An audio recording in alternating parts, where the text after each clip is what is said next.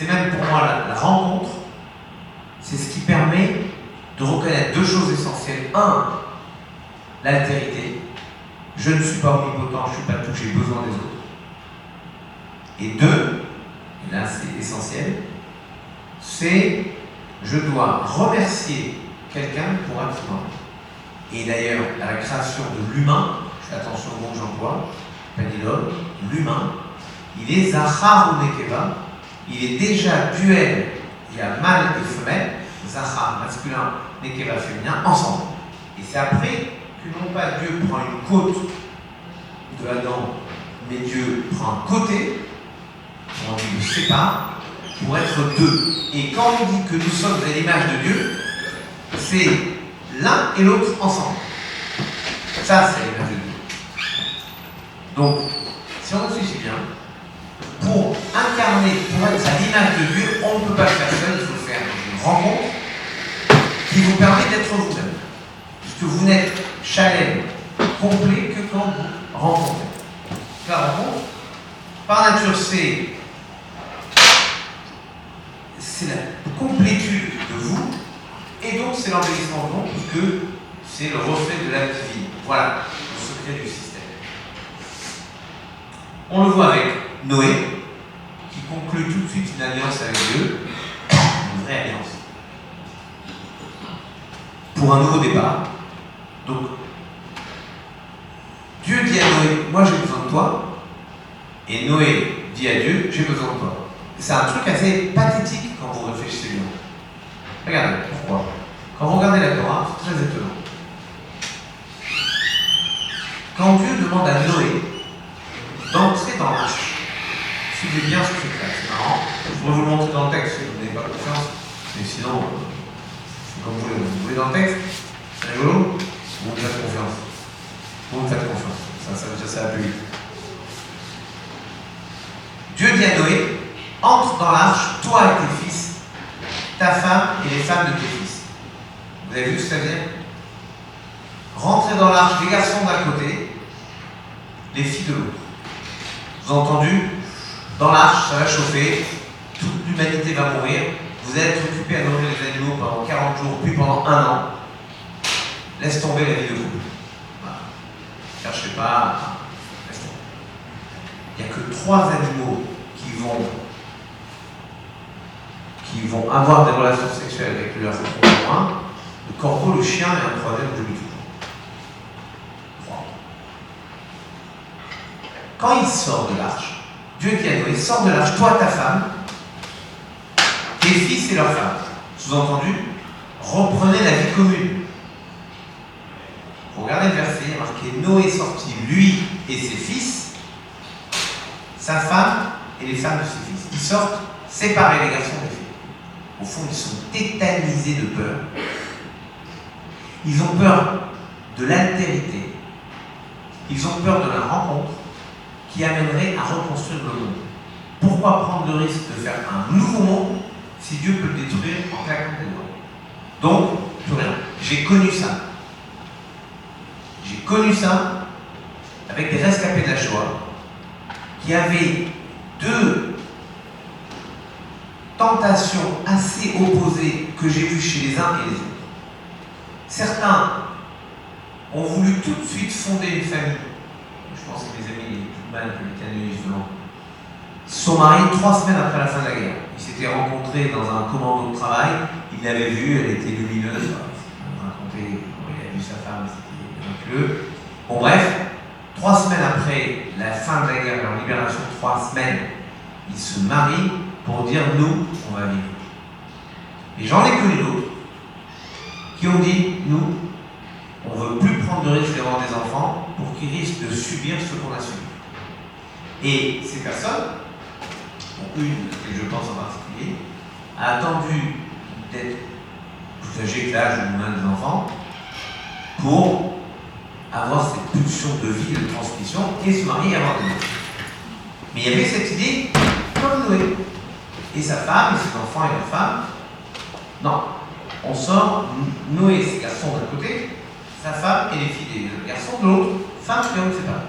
Dieu voit ça et dit à Noé, ok, Pérou, Ourbou, croissez et multipliez, Les autres ne comprennent pas. Ils veulent toujours pas. Il leur redit une deuxième fois, Pérou au bout. Vous mille éternel de ce choix, remplissez la terre et recouvrez-la. Ils veulent toujours pas.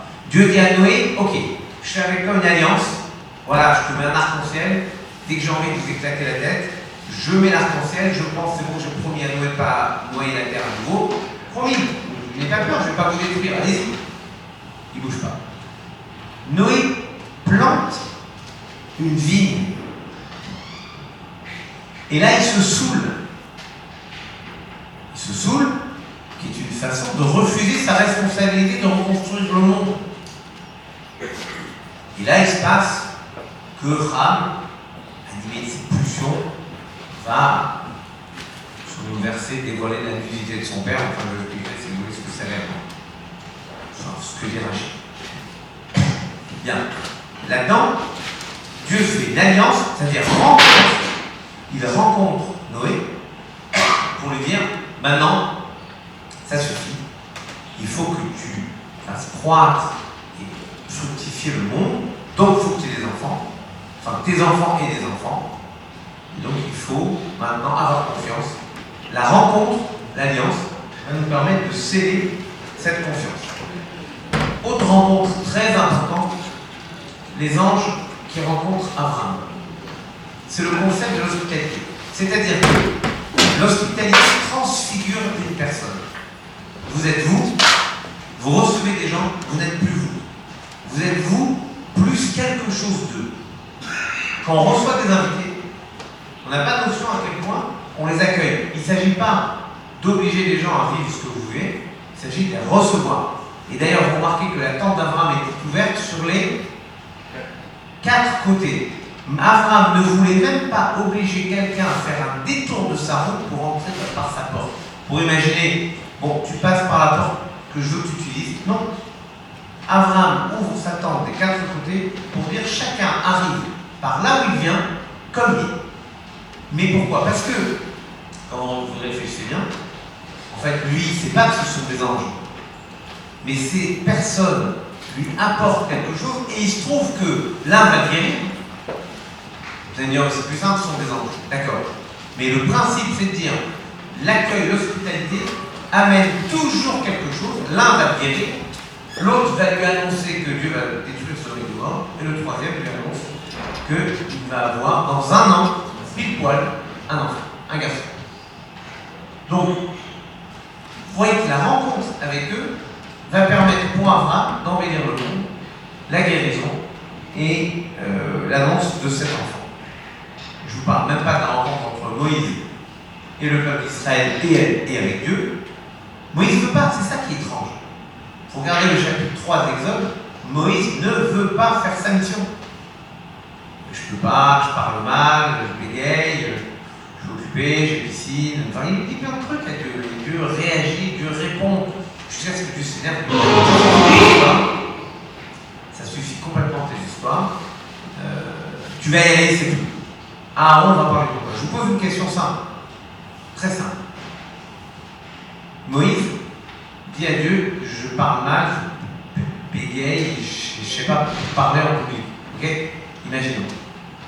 À qui dit ça? À Dieu. Pourquoi Dieu ne le guérit pas d'un coup? Et ne fait pas qu'il parle comme le plus grand des orateurs de toute l'histoire, avec une voix de stentor et un débit incroyable, pile calibré pour que tout le monde aime ce qu'il dit, comprenne ce qu'il dit et adhère à ce qu'il dit. Je pose la question. Ouais.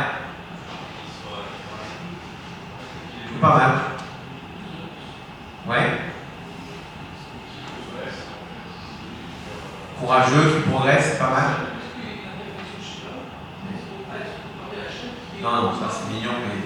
Non, je comprends, hein, franchement. Mais là, on lui demande juste de bien parler, c'est bon. Mais ça, en termes de marketing, franchement, Dieu aurait pu trouver quelqu'un d'autre qu'un bec pour me donner la Torah. Alors, les commentaires, beaucoup de commentaires disent, mais c'est pas la question que j'ai posée là, c'est pas grave. Les commentaires disent oui, parce que Dieu voulait que la Torah soit adoptée par les Hébreux sur le fond et pas sur la forme. Il y a des orateurs qui sont tellement forts, ils sont capables de vous vendre n'importe quoi. Et à la fin, vous vous dites, c'est super, je ne sais pas ce qu'il a dit, mais c'était magnifique. C'est comme ça les tribuns, c'est comme ça les populistes. Je vais vous donner ma réponse, 2 réponses, qui ne sont pas les miennes, qui sont celles de Narmani. Pourquoi Dieu ne répare pas Moïse tout de suite, comme il pourrait le faire? Première réponse, attention, c'est du très lourd. Moïse n'a pas demandé. C'est incroyable. Ben Moïse n'a pas demandé. Si Moïse l'avait demandé, Dieu l'aurait fait. Mais Moïse n'a pas demandé. Souvent, on veut des choses dans la vie. Mais est-ce qu'on les a formulées? On veut inconsciemment des choses. On veut plein de choses. Mais est-ce qu'on les a demandées à Dieu?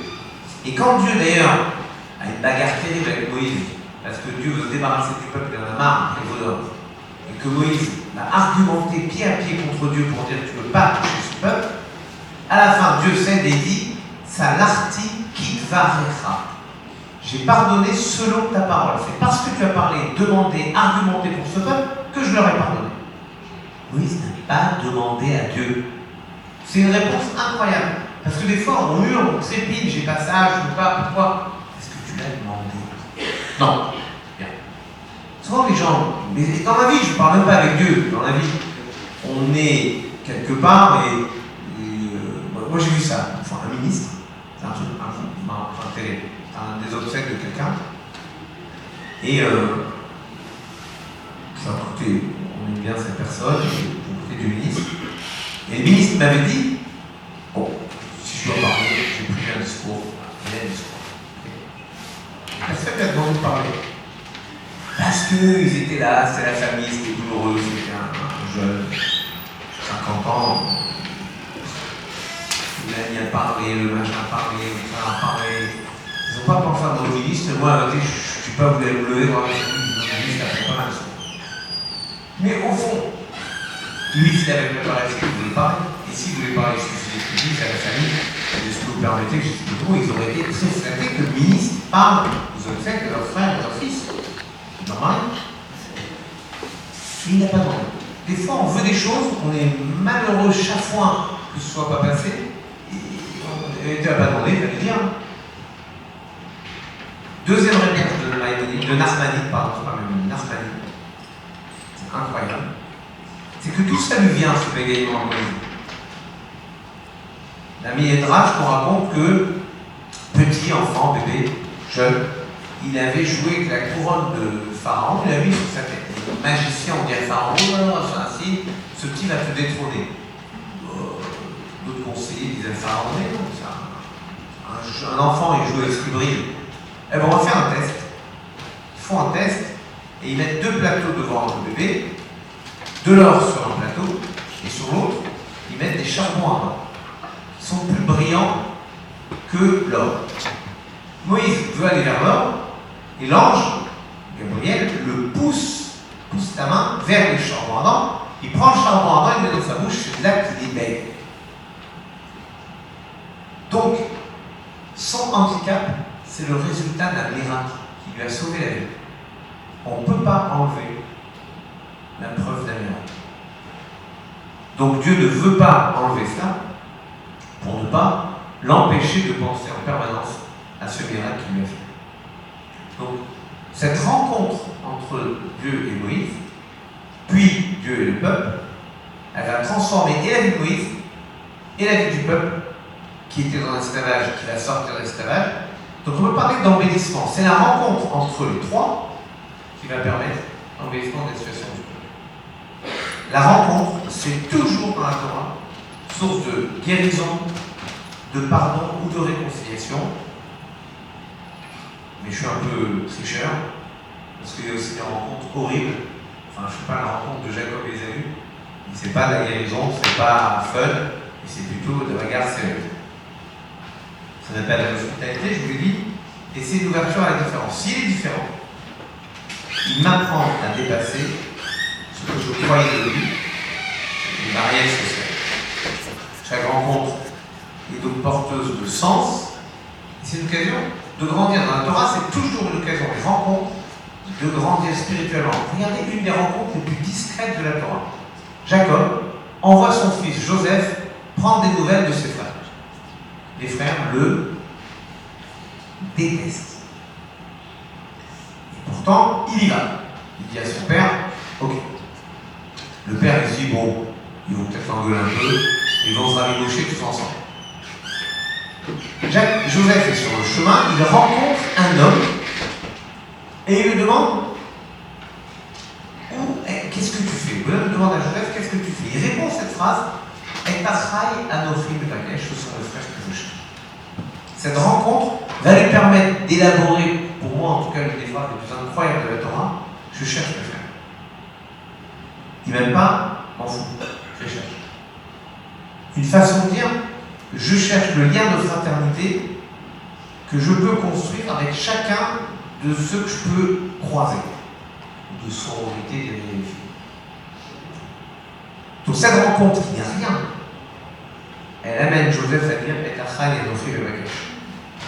Pour moi, la rencontre, c'est le fondement de la création. Dieu rencontre l'homme, se révèle à l'homme et à la femme, et établit du partage, du partenariat, pour nous dire faites la même chose entre vous. Vous me rencontrez, vous êtes content? Parfait, faites la même chose entre vous. C'est une source de bénédiction, avec Abraham et les anges, je vous l'ai dit, avec Jacob et l'ange. Jacob combat avec l'ange, il rencontre un ange, il éclate l'ange, qui le blesse un peu à l'ange. Ok. Que fait Jacob à la fin? Il dit à l'ange, bénis-moi. Et il le bénit et il fait quoi? Écoutez, c'est formidable. Il le bénit et il change son nom. C'est-à-dire qu'il change sa vocation. Vous êtes vous, chacun et chacune ici.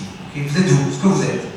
Vous rencontrez quelqu'un, ça change votre nom, c'est-à-dire votre vocation. Moi, je peux vous dire, dans ma vie, plusieurs fois, des rencontres ont changé le cap de ma vie. Et je suis sûr que chez vous, c'est la même chose. Il y a un mec qui vous a transformé, il y a une rencontre et le bonhomme ou la fille vous a recruté, vous avez pris dans une aventure entrepreneuriale, une aventure personnelle, je ne sais pas. Donc une rencontre, c'est un changement de nom. C'est comme si on vous disait, tu es toi, Maurice ou Morissette, tu rencontres quelqu'un, tu es Maurice plus, Morissette plus, tu es autre chose. Tu étais Jacob, tu deviens Israël. Dieu veut lui envoyer un ange. C'est quoi un ange? Ben, il vous fait passer devant le pauvre, qui vous dit, écoute, j'ai besoin de machin, je donne 50 €. Vous lui donnez, vous êtes un ange.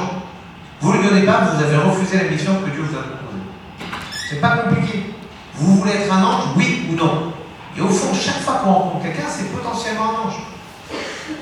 C'est-à-dire quelqu'un qui m'apporte quelque chose de moi que je ne connaissais pas. Repensez à Apollinaire, relisez Alcool, c'est merveilleux. Ça c'est versé à la fin? Non. D'accord. J'avais dit 40 minutes, on va tenir exactement 40 minutes. J'ai accéléré le mouvement là-dessus. Bon, d'accord, là, on divise avec Dieu, d'accord. Il y a aussi une rencontre formidable avec le monde. Ce sont les commandements. Dieu vient rencontrer le monde. Il y a un débat incroyable dans la Torah, dans les commentateurs, pour savoir si la Torah a été donnée du ciel ou de la terre. Parce qu'il y a un verset qui dit Mina Shamaïm dibarti machem, des cieux j'ai parlé avec eux. Et il y a un autre verset qui dit je vais te donner la Torah sur le mont Sinaï, Al-Har Sinaï. Est-ce que c'était sur le mont Sinaï ou est-ce que c'était dans le ciel? Maintenant, je vous pose une question. Le ciel, c'est où? Alors, est-ce qu'on a des ingénieurs? Agronomes. Il y a des ingénieurs ici? Ah, c'est bien. Les ingénieurs, ils savent définir les choses mathématiquement. Alors, les ingénieurs, désignez-vous. Ingénieur ES aussi, si vous voulez. Même s'il y a 17% de moins d'ingénieurs, enfin, il n'y a que 17% de filles ingénieurs. C'est honte. C'est uniquement parce que les filles s'auto-limitent. C'est un vrai problème qu'on a dans l'école d'ingénieurs. Moins de filles, 17% de filles seulement. Alors, qu'est-ce que c'est le ciel? Il est où le ciel? Bah, au-dessus de quoi? Je vais vous donner ma théorie, qui vous serait vous, mais c'est la mienne. La Terre, je vois bien ce que c'est, vous voyez, c'est ça. Là. Ça, c'est la Terre, ok? Le ciel est au-dessus de la Terre. C'est pas compliqué. 1 centimètre au-dessus de la Terre, c'est le ciel. Donc techniquement, on est dans le ciel. Pourquoi le ciel, ce serait juste très haut au-dessus de nous? Là où il y a les avions, là où il y a les nuages. Moi, des fois, je suis sur un truc assez étonnant, un endroit, n'importe où je suis pas très haut, je dois être à 500-600 mètres peut-être de haut, même même pas, peut-être moins, je sais rien. Peut-être ça, une moins, je pense. Une montagne. Et des fois, les nuages arrivent de la mer, ils sont très bas. Je suis dans les nuages. Mais vraiment dans les nuages. Le nuage arrive, je le vois, et je suis dans le nuage. C'est rigolo. Quand il fait chaud, c'est pas rigolo du tout. Mais c'est rigolo. Donc en fait, les nuages c'est dans le ciel c'est bas, parce que là, techniquement, c'est juste au-dessus de la terre. Et le débat pour savoir est-ce que Dieu a parlé du ciel ou de la terre, du mont Sinaï ou du ciel, il tranche en disant Dieu a comme tiré le ciel jusqu'à effleurer le haut du mont Sinaï pour parler de là et donner la Torah aux hommes, comme s'il y avait une impossibilité radicale de faire cohabiter un monde absolument spirituel et un monde matériel qui est le nôtre. Mais on a ces rencontres. Et moi je trouve que ça c'est important. C'est, je vous l'ai dit aussi, une source de conflit, je ne vais pas cacher Jacob et Ésaü. Mais si on réfléchit bien, qui dit conflit dit réconciliation et pardon. Ça existe. Pas toujours, mais ça existe. La rencontre, méfiez-vous, c'est un truc horrible.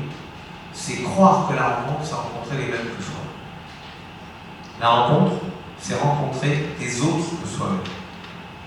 C'est d'ailleurs un des problèmes majeurs aujourd'hui dans le monde, avec les algorithmes qui poussent les gens à s'enfermer dans des rencontres qu'ils croient multiples et qui sont en fait exactement la même rencontre. Quelqu'un peut être enfermé sur les réseaux sociaux par exemple par la rencontre avec des gens qui pensent comme lui. Vous savez que c'est une réalité géographique aux États-Unis, une hyperpolarisation de toute la population américaine. J'ai des amis que j'ai vus là, mes élèves polytechniques, que j'ai vus à New York il y a 2 semaines, et ils me racontent qu'il va probablement déménager parce que ça embête que ses enfants aillent chez leurs copains qui sont d'horribles démocrates alors que lui c'est un républicain. Vous remarquez que par exemple, pourquoi il y a très peu, il y a 12 peut-être, ou moins, un peu plus, swing states aux États-Unis, des États qui peuvent basculer. Parce que regardez par exemple la Californie. La Californie, vous savez qui était avant gouverneur de la Californie? Avant. Je suis plus vieux que ça. C'était Ronald Reagan, qui sera ensuite président républicain des États-Unis. Donc, il y avait un président républicain en Californie. Aujourd'hui, la Californie, c'est Oakland, et ça vote à 80% démocrate. Donc, aucun candidat crédible républicain va faire campagne en Californie, ça ne sert à rien. Même chose en Floride. En Floride, 80% pour les républicains. Ça ne sert à rien d'aller faire la campagne là-bas. Ils vont faire la campagne quand c'est 50-50, ça peut se gagner, donc ça peut basculer. Pourquoi? Parce qu'ils ont homogénéisé, même géographiquement, ils ont déménagé pour aller habiter dans un endroit, un comté ou un État qui votent comme eux. Pour ne pas avoir à rencontrer des gens qui votent différemment, en achetant le pain, en faisant leurs courses, ou en allant à l'église, ou à la synagogue. Parce que ce jeune que j'ai vu là me dit, moi ça me saoule, la synagogue, elle est complètement démocrate, et donc je suis obligé d'aller au travail, manifestement elle est moins démocrate que prévu, et donc je veux pas, donc on est en train de chercher un endroit pour trouver la même maison, grande maison, mais dans un endroit où ça pensera comme nous. Ça, c'est le risque majeur. Ce sont des fausses rencontres. Ce sont des rencontres qui n'embellissent pas, puisqu'elles appauvrissent. Elles ne vous donnent pas quelque chose d'autre. En fait, elles vous empêchent de rencontrer ce que j'appelle l'étrange. C'est-à-dire l'étranger. La réalité de la rencontre, c'est rencontrer quelqu'un qui est autre. C'est la rencontre de la diversité qui est source d'enrichissement. Ça nous invite à sortir de nos certitudes et à nous ouvrir, oui, à la diversité du monde. Et je parlais tout à l'heure de l'art. Moi, je suis stupéfait des réactions devant des expositions. Chacun aime, pas. J'accepte tout. Enfin, quand j'entends des idées aussi comme, je sais pas, devant une toile de Mondrian, un gamin de 6 ans, il fera ça. Je me dis, c'est bête, il n'est pas fait. Parce que vu ce que ça vaut à Mondrian, franchement, c'est pas mal. Un Rothko qui vaut des millions, Vous entendez quelqu'un quelques rectangles de couleur là, posés les uns sur les autres, c'est ridicule. Bon, d'accord, mais c'est pas la même lumière que s'il avait fait vraiment lui-même, je sais pas. Mais après, vous pouvez me dire, mais moi j'aime pas. Ok. Mais on peut pas dire j'aime pas si on n'a pas vu. Même chose avec la Torah. Je parle de Torah, mais les gens disent non, j'aime pas, le truc, machin. T'as déjà étudié? Est-ce que t'as étudié déjà? Est-ce que t'as pris un fromage, même en français, en voyant même Rachid en français, les commentaires en français, est-ce que tu l'as fait? Non. Donc tu peux pas dire j'aime pas, tu peux dire je suis un ignare. Quand les gens me disent moi j'aime pas l'art, j'aime pas l'art. Tu n'as jamais pris le temps d'aller dans un musée, il faut bien sur tes enfants. Quand j'étais petit, je les emmenais au musée, ils ne pouvaient pas dire non. Dès qu'ils ont pu dire non, bah, c'est fini d'étudier, tu es seul. Donc en fait, c'est pas qu'ils n'aiment pas, c'est que j'ai pas trouvé le moyen d'avoir rendu fun ces visites. C'est moi qui n'ai pas su faire. Je vais emmener des trucs trop. Je sais pas. En tout cas, j'ai pas su faire. Le principe d'un rencontre, c'est d'être ouvert à la rencontre. Il y a des gens, j'ai vu ça, qui à un moment dans leur vie sont incapables de rencontrer. Incapables. Ils ne sont pas prêts. Ils ont peur. Ils ne sont pas ouverts à une rencontre. De vie ou de travail, n'importe quoi. Vous les voyez, la même personne, 6 mois plus tard, tout est ouvert, tout est possible, tout est simple, fluide. Ça prouve qu'on est, oui, prêt à rencontrer ou pas prêt. C'est-à-dire qu'on est prêt à embellir le monde ou pas. Il y a des moments où on est fermé, il n'y a pas d'embellissement possible, parce qu'on a peur du monde. Il y a des moments où on est ouvert et on peut être, oui, disponible à la rencontre, c'est-à-dire disponible à une part de soi-même qu'on ne connaît pas, c'est-à-dire disponible à l'embellissement du monde.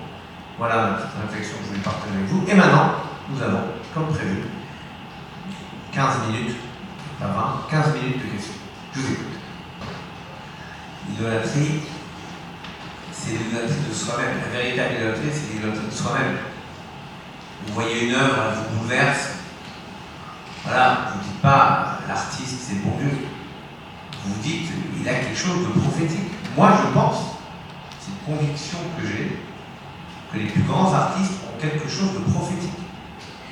Quand vous regardez par exemple dans le livre de Shmuel 1, chapitre 16, c'est le moment où Dieu envoie Samuel à Bethléem oindre le roi David, qui n'est pas roi.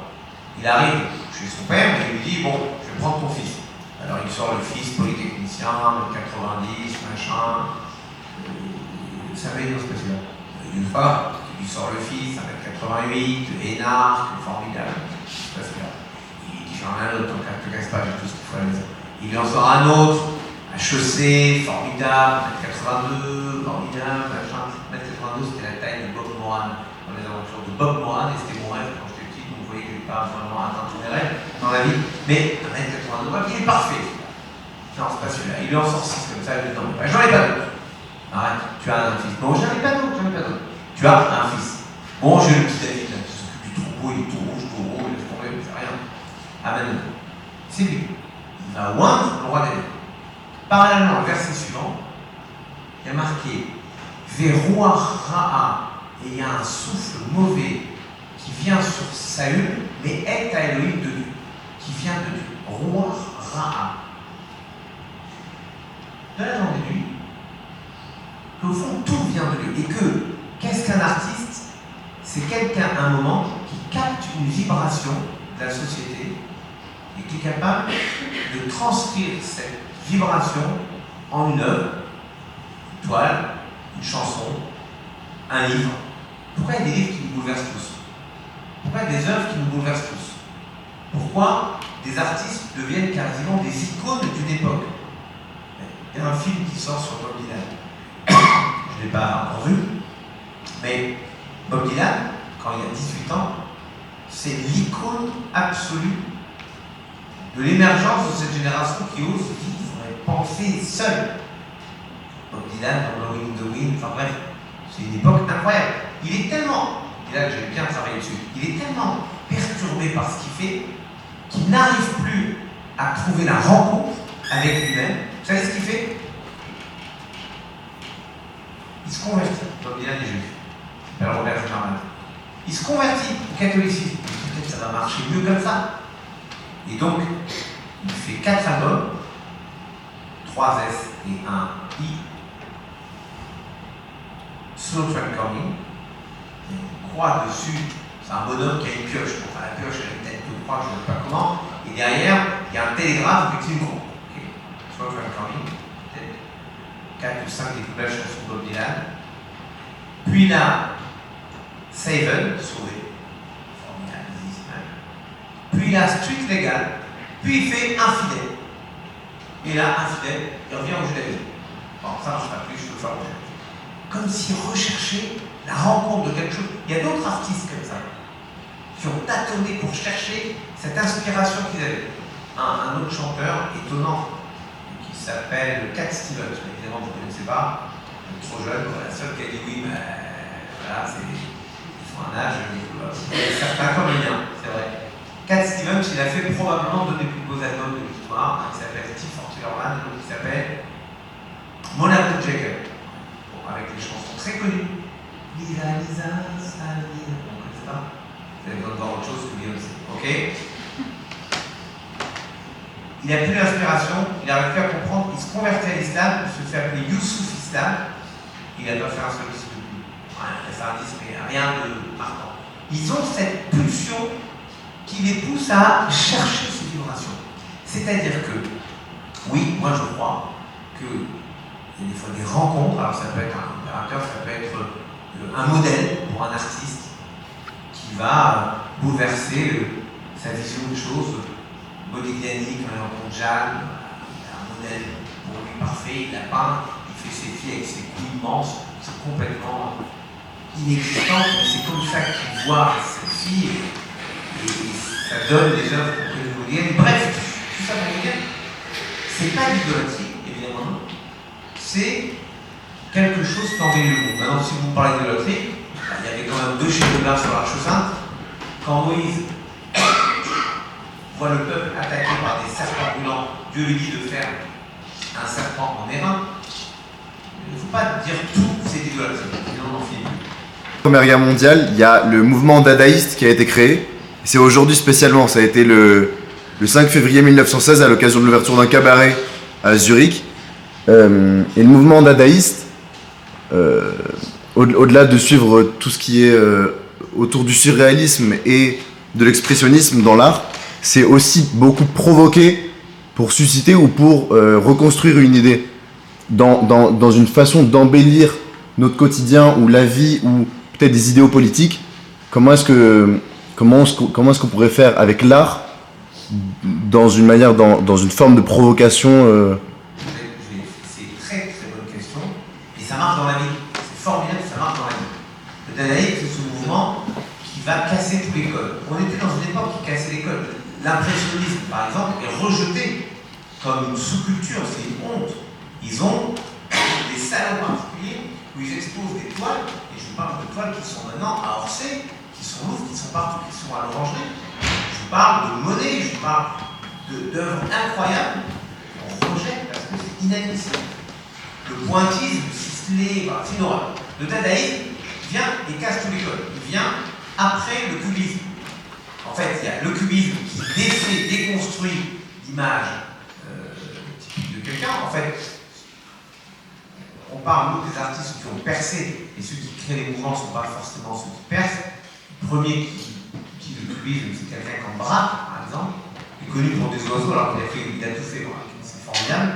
Mais Breton va faire du surréalisme, on va avoir du surréalisme, et ils vont casser. On est dans un mouvement qui va par exemple prendre un urinoir du chant, va prendre un urinoir et vous dites, vous croyez que c'est un urinoir? Bouffon, vous êtes là. C'est une œuvre d'art. Et il tourne l'urinoir, c'est une œuvre d'art. J'ai un de mes élèves, là, qui vient me voir en cours, il est un peu bizarre. Il me dit, c'est moi qui ai acheté la banane à 2,5 millions. Quoi? L'œuvre, il y a une œuvre qui a été vendue, 2,5 millions. En fait, comment c'est l'œuvre? C'est une banane avec un scotch. Mais la banane, il faut bien que ce soit une banane avant qu'elle devienne l'œuvre collée qui est vendue 2,5 millions. C'est une banane. Combien vous achetez la banane? C'est lui qui est allé acheter en bas la banane. En plus, il faut régulièrement, quand la banane est pourrie, il faut la changer. Donc Donc en fait, c'est une banane à 1,20 € qui devient une œuvre à 2,5 millions. Pour être mangé par le bonhomme à un moment. Donc, tout ce mouvement-là vient, c'est vrai, choquer ce qu'on pensait être purement établi. La rencontre, c'est la même chose. Il y a des gens qui organisent la rencontre pour choquer les autres. Ouais. Moi, je suis un rebelle. Moi, je suis un rebelle, et je rencontre des rebelles, et je fais pas ce qu'on me dit. Mais, ok, tu énerves qui là? Tu énerves tes parents, depuis le monde des mondes, on énerve les parents. On fait ça quand on est jeune, et puis après on est très énervé quand nos enfants nous embêtent de la même façon. Donc, c'est la vie. Mais le principe, c'est d'aller titiller les certitudes. Et moi, je crois qu'il faut accepter la rencontre. Et quand quelqu'un est vraiment en dehors de ce qu'on peut imaginer, capable de dire ça ne me convient pas, cette rencontre ne me convient pas. Mais par exemple, tu peux dire une exposition, je sais pas moi, des collages de Breton, par exemple. Ça me laisse froid, mais il peut y avoir dans ces collages un truc qui va me toucher. Et donc, je peux pas dire globalement, je veux pas de la rencontre, mais la rencontre, elle peut être plus fugace que ça. Une exposition, si je la fais en 20 minutes, ça me va bien. Quand je vois des gens qui restent 3 heures devant un tableau, il faut vraiment pour moi que ce soit Annette à la Voilette au Guggenheim à New York pour que je reste 10 minutes. En plus, il y a un banc devant, ça va. Mais oui, c'est à peu près la seule toile où je peux rester 10 minutes. Parce que j'aime bien, parce qu'elle est émouvante, parce que c'est la fin de la période bleue de Picasso, et que c'est le moment où il va basculer dans la déconstruction du village. C'est la dernière expression de cette perfection qu'il a dans le dessin que personne n'a à l'esprit, puisqu'on a tous l'idée de Picasso, de Guernica, d'autres choses. Et pourtant, il a fait ça. C'est une très bonne question. La rencontre, c'est parfois aussi être capable de se surprendre, de se choquer, ou de dire, moi ça me choque et je veux pas. Vraiment.